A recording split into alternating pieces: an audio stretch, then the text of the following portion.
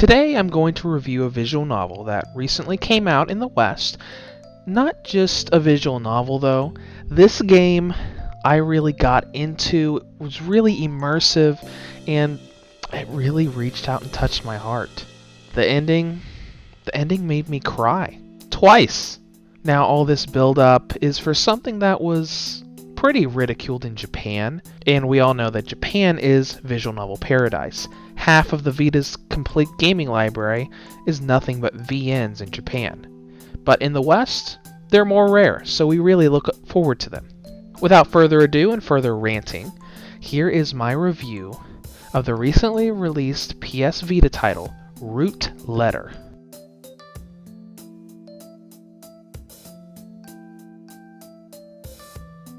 In Root Letter, you are reminiscing on a childhood pen pal that you exchanged letters with about 15 years prior in high school. Someone that not only you exchanged letters with, but you really fell in love with.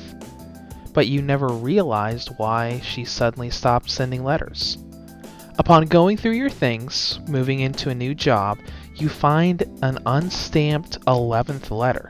Open it up and find that she mentioned murdering someone. Obviously worried, you rush to her hometown to find her.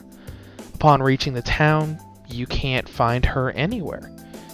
All you find are the whispers of ghosts, aliens, very supernatural things in the air around even the mention of her name. You then take it upon yourself to set out through the town, finding all of the friends she mentioned in her letters, to find out what happened to her and where she is now. Now, as you may guess, the story of Root Letter is a mystery title. Every one of the friends that you find will try their hardest to make sure you never find out the truth about your pen pal, which leads to a lot of digging, a lot of research, and a lot of interrogating. But that also leads to the one thing I really like about the game. Like most mysteries, you have to constantly guess and re-theorize about what actually happened to her throughout. By the time the finale came, it was rather shocking. I found that none of the dozen or so theories I'd made throughout the game were actually correct. And the main character's situation also reached out to me. He's worried, seeking out the pen pal he fell in love with, and he's being presented with obstacle after obstacle, everyone trying to make sure he never finds out the truth. And that situation really pulled at my heartstrings. From start to finish, I felt like I was the main character, and I was experiencing all of these things through his eyes, but also through my own eyes.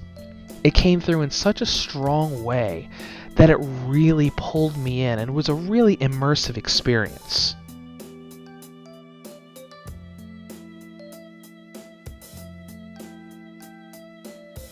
As you've heard from the previous parts of this review, Root Letter is a visual novel title.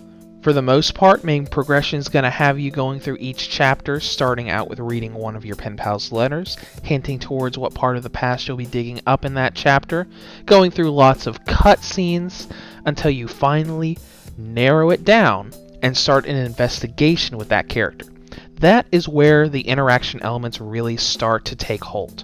During an investigation, you will be using items, questions you're asking, as well as being able to think and solve problems to pinpoint and prove that the person you're talking to is actually one of your pen pal's friends. Once you've been able to narrow that down, you're going to be able to ask questions and try to find out more information about your pen pal themselves. These sequences are very difficult at times, but manageable thanks to the think command that's built into the game. No matter where you are, be it an investigation or in the middle of a hunt, the think command from the main menu will give you a hint on what you need to do next. It might say you need to go to a restaurant to eat something, or it might tell you exactly what you need to show off to prove to get to the next part of the investigation. It is a lifesaver, and I am a million times thankful that it's there. It will save your life because in the investigations, you have a limited amount of tries before you get a game over. Now overall, The game comes together pretty well with the investigation system. My main complaint about the game is how the story flows. Some of the chapters are short and you corner the character very quickly.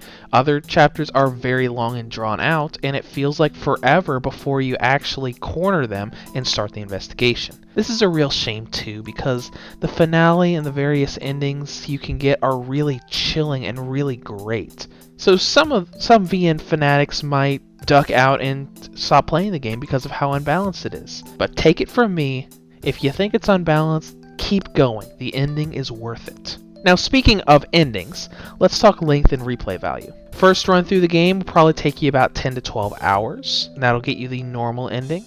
To get the other ending, you'll be spending about an hour a piece there if you skip each chapter and follow a guide to get that specific ending. Now, if you get into the story like I did, you'll be emotionally distraught until you get that good ending. So you should expect at least 13 to 15 hours out of the game.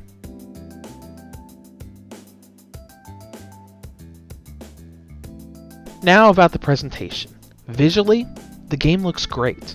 On the Vita or the PlayStation TV, all of the character models look flawless, the music syncs perfectly, there's no lag, the load times are short. If you have a PlayStation TV and you're trying to choose between the PS4 and PS Vita version, go for the cheaper version because it looks exactly like the PS4 version when you've got it on the PlayStation TV. Root Letter is a game that I view as one of my favorite visual novels of the year, if not one of my favorite visual novels of all time.